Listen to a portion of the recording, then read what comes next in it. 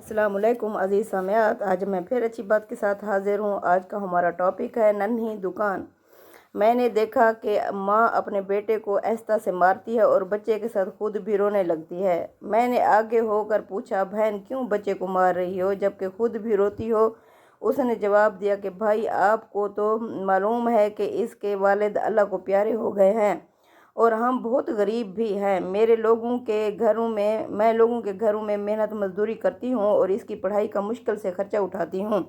ये कमबख्त स्कूल रोज़ाना देर से जाता है और रोज़ाना घर देर से आता है। जाते हुए रास्ते से कहीं खेल कूद में लग जाता है और पढ़ाई की तरफ ज़रा भी तवज्जो नहीं देता, जिसकी वजह से रोज़ाना अपनी स्कूल की वर्दी गंदी कर लेता है। मैंने बच्चे और इसकी माँ को थोड़ा समझाया और चल दिया। एक दिन सुबह सुबह सब्ज़ी मंडी कुछ सब्ज़ी वगैरह लेने के लिए गया तो अचानक मेरी नज़र इस 10 साला बच्चे पर पड़ी जो रोज़ाना घर से मार खाता था। क्या देखता हूँ कि वो बच्चा मंडी में फिर रहा है और जो दुकानदार अपनी दुकानों के लिए सब्ज़ी खरीद कर अपनी बोरियों में डालते हैं तो इनसे कोई सब्ज़ी ज़मीन पर गिर जाती है और वो बच्चा इसे फ़ौरन उठाकर अपनी झोली में डाल लेता है। मैं ये माजरा देखकर परेशानी में मुब्तला हो रहा था कि चक्कर क्या है। मैं इस बच्चे को चोरी चोरी फॉलो करने लगा, इसके पीछे चल दिया। जब इसकी झोली सब्ज़ी से भर गई तो वो सड़क के किनारे बैठकर ऊंची ऊंची आवाज़ें लगाकर इसे बेचने लगा। मुंह पर मट्टी, गंदी वर्दी और आंखों में नमी के साथ ऐसा दुकानदार ज़िंदगी में पहली बार देख रहा था। देखते देखते अचानक एक आदमी अपनी दुकान से उठा और जिसकी दुकान के सामने इस बच्चे ने नन्ही सी दुकान लगाई हुई थी, उस शख्स ने आते ही एक ज़ोरदार पाँव मारकर इस नन्ही सी दुकान को एक ही झटके में सारी सड़क पर फैलाकर इस बच्चे को भी उठाकर धक्का दे दिया।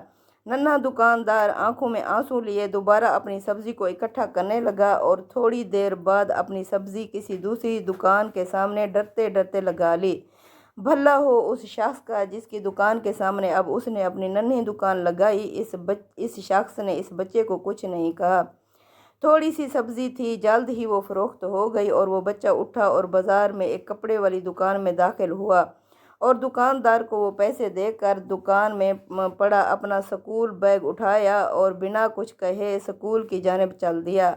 मैं भी इसके पीछे पीछे चल रहा था। जब वो बच्चा स्कूल गया तो 1 घंटा देर हो चुकी थी, जिस पर इसके उस्ताद ने डंडे से इसे खूब मारा।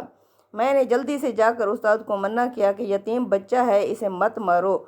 उस्ताद फरमाने लगे कि सर ये रोज़ाना 1 घंटा देर से आता है, मैं रोज़ाना इसे सज़ा देता हूँ कि डर से स्कूल टाइम पर आए और कई बार मैं इसके घर भी पैगाम दे चुका हूँ। बच्चा मार खाने के बाद क्लास में बैठकर पढ़ने लगा। मैंने इसके उस्ताद का मोबाइल नंबर लिया और घर की तरफ चल दिया। घर जाकर मालूम हुआ कि मैं जो सब्ज़ी लेने गया था वो तो मैं भूल ही गया हूँ। हस्बे मामूल बच्चे ने स्कूल से घर आकर माँ से एक बार फिर मार खाई होगी। सारी रात मेरा सर चकराता रहा। अगले दिन सुबह की नमाज अदा की और फ़ौरन बच्चे के उस्ताद को कॉल की कि वो मंडी टाइम हर हालत में मंडी पहुँचे, जिस पर मुझे मुस्बित जवाब मिला। सूरज निकला और बच्चे का स्कूल जाने का वक्त हुआ और बच्चा घर से सीधा मंडी अपनी नन्ही दुकान का बंदोबस्त करने लगा। मैंने इसके घर जाकर इसकी वालदा को भी कहा कि बहन मेरे साथ चलो, मैं तुम्हें बताता हूँ कि आपका बेटा रोज़ाना स्कूल से क्यों देर से जाता है। वो फ़ौरन मेरे साथ मुंह में ये कहते हुए चल पड़ी कि आज इस लड़के की मेरे हाथों खैर नहीं है, छोड़ूंगी नहीं इसे। आज मंडी में लड़के का उस्ताद भी आ चुका था। हम तीनों ने मंडी की 3 मुख्तलिफ जगहों पर पोजीशन संभाल ली और नन्ही दुकान वाले को छुप कर देखने लगे। हस्बे मामूल आज भी इसे काफ़ी लोगों से झिड़कें लेनी पड़ी और आखिरकार वो लड़का अपनी सब्ज़ी फ़रोख्त करके कपड़े वाले दुकान की तरफ चल दिया। अचानक मेरी नज़र इसकी माँ पर पड़ी तो क्या देखता हूँ कि बहुत ही दर्द भरी सिसकियाँ लेकर ज़ारो कतार रो रही थी और मैंने फ़ौरन इसके उस्ताद की तरफ देखा तो बहुत शिद्दत से इसके आंसू बह रहे थे। दोनों के रोने में मुझे ऐसा लग रहा था जैसे उन्होंने किसी मज़लूम पर बहुत जुल्म किया हो और आज इनको अपनी गलती का एहसास हो रहा हो।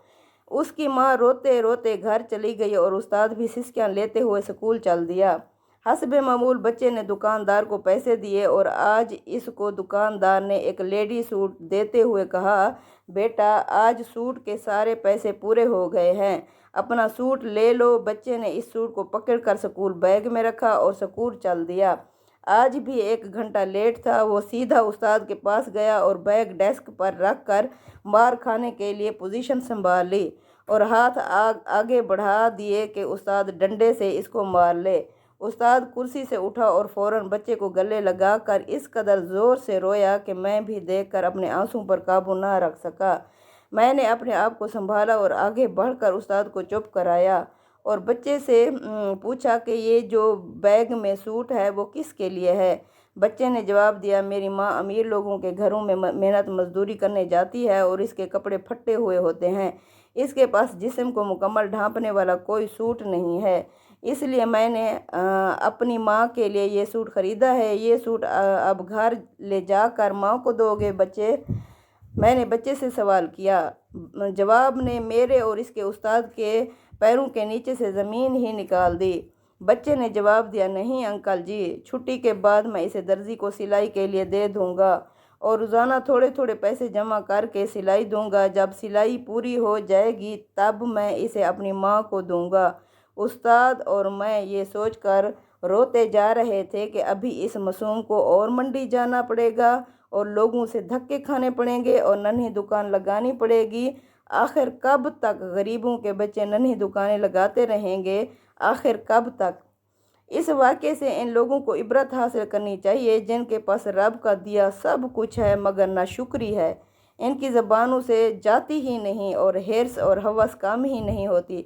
लाजवाब तहरीर है जो ज़िंदगी बदल देने वाली है। अस्सलामु अलैकुम वरहमतुल्लाहि वबरकातुहू।